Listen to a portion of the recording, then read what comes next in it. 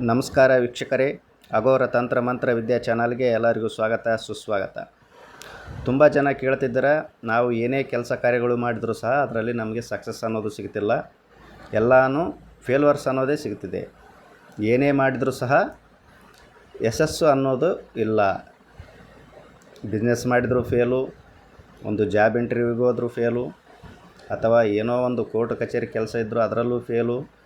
ಪ್ರತಿಯೊಂದು ವಿಷಯದಲ್ಲಿ, ಪ್ರತಿಯೊಂದು ರಂಗದಲ್ಲಿ ಏನಾಗ್ತಿದೆ, ನಮಗೆ ಫೇಲ್ವರ್ಸ್ ಅನ್ನೋದು ಆಗ್ತಿದೆ.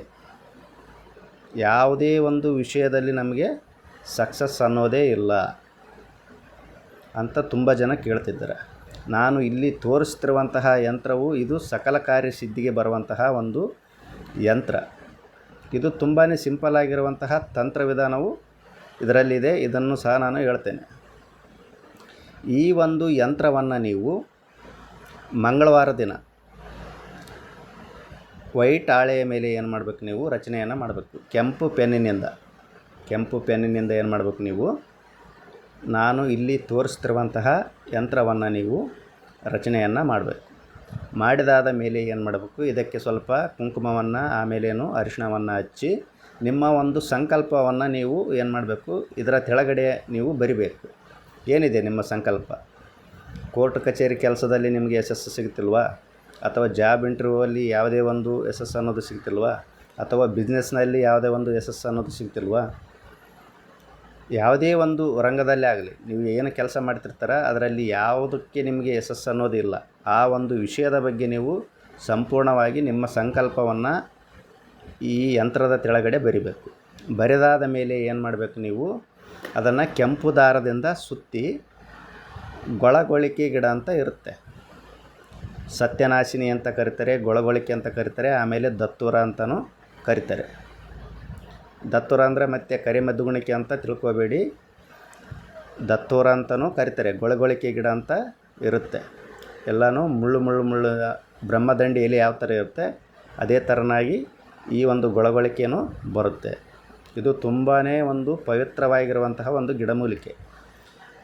ಈ ಒಂದು ಗಿಡಮೂಲಿಕೆಯಲ್ಲಿ ಸಾಕ್ಷಾತ್ ಜಗನ್ಮಾತೆ ವಾಸವಾಗಿರ್ತಾಳೆ. ಅಂದ್ರೇನು, ಆ ಗಿಡವು ಪಾರ್ವತಿ ಸ್ವರೂಪ, ಅದು ಜಗನ್ಮಾತೆಯ ಸ್ವರೂಪ ಆ ಒಂದು ಗಿಡ. ನೀವು ಮಂಗಳವಾರ ದಿನ ನಿಮ್ಮ ಸಂಕಲ್ಪವನ್ನು ಹೇಳಬೇಕು. ಹೇಳಿಕೊಂಡು ಏನು ಮಾಡಬೇಕು, ನೀವು ಕೆಂಪು ದಾರದಿಂದ ಏನು ಈ ಯಂತ್ರವನ್ನು ಸುತ್ತಿರ್ತೀರಲ್ಲ, ಈ ಯಂತ್ರವನ್ನು ತೆಗೆದುಕೊಂಡು ಹೋಗಿ ಆ ಗೊಳಗೊಳಿಕೆ ಗಿಡದ ಬುಡಕ್ಕೆ ನೀವು ಕಟ್ಟಬೇಕು.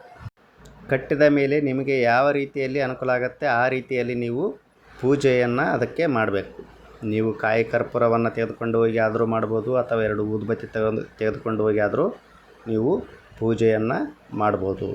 ಪೂಜೆಯನ್ನು ಮಾಡಿದಾದ ಮೇಲೆ ನಿಮ್ಮ ಒಂದು ಸಂಕಲ್ಪವನ್ನು ನೀವು ದೃಢವಾಗಿ ಆ ಒಂದು ಗಿಡಕ್ಕೆ ನೀವು ಹೇಳಬೇಕು. ಯಾಕಂದರೆ ಅದು ಪಾರ್ವತಿ ಸ್ವರೂಪ ಆಗಿರೋದ್ರಿಂದ ನೀವು ಸಂಕಲ್ಪವನ್ನು ಅಲ್ಲಿ ದೃಢವಾಗಿ ಹೇಳಬೇಕು. ಇಂಥ ಒಂದು ಕೆಲಸ ನನಗೆ ಆಗಬೇಕು.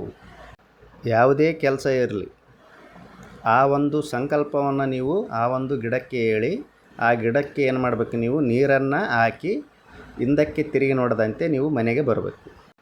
ಈ ಥರ ನೀವು ಈ ಒಂದು ತಂತ್ರ ವಿಧಾನವನ್ನು ಮಾಡಿದ್ದೇ ಆದರೆ ಯಾವುದೇ ಒಂದು ಕೆಲಸ ಇರಲಿ, ಕಾರ್ಯ ಇರಲಿ, ಅದರಲ್ಲಿ ನಿಮಗೆ ಖಂಡಿತವಾಗಿ 100ಕ್ಕೆ 100% ಏನಾಗುತ್ತೆ, ಸಕ್ಸಸ್ ಅನ್ನೋದು ಸಿಗುತ್ತೆ, ಯಶಸ್ಸು ಅನ್ನೋದು ಹಾಗೇ ಆಗುತ್ತೆ. ಆ ಕೆಲಸ ನಿಮ್ಮ ಸಂಕಲ್ಪ ಏನಿರುತ್ತೆ, ನೀವು ಯಾವ ಕೆಲಸದ ಬಗ್ಗೆ, ಯಾವ ಕೆಲಸದ ಕುರಿತು ನೀವು ಏನು ಮಾಡಿರ್ತೀರ, ಸಂಕಲ್ಪವನ್ನು ಮಾಡಿಕೊಂಡಿರ್ತೀರ, ಆ ಕೆಲಸ ಏನಾಗುತ್ತೆ, ಪರಿಪೂರ್ಣವಾಗಿ ಸಕ್ಸಸ್ ಅನ್ನೋದು ಆಗುತ್ತೆ. ಇಂತಹ ರಹಸ್ಯ ವಿದ್ಯೆಗಳನ್ನು, ತಂತ್ರಗಳನ್ನು, ದೇವತಾ ಸಾಧನೆಗಳನ್ನು, ಮಂತ್ರಗಳನ್ನು ನೀವು ತಿಳಿದುಕೊಳ್ಬೇಕಂದ್ರೆ ನಮ್ಮ ಚಾನಲನ್ನು ನೀವು ಸಬ್ಸ್ಕ್ರೈಬ್ ಮಾಡಿ, ಲೈಕ್ ಮಾಡಿ ಹಾಗೂ ಶೇರ್ ಮಾಡಿ. ಎಲ್ಲರಿಗೂ ಒಳ್ಳೆಯದಾಗಲಿ. ಧನ್ಯವಾದಗಳು. ಜೈ ಕಾಲಭೈರವಾಯ ನಮಃ.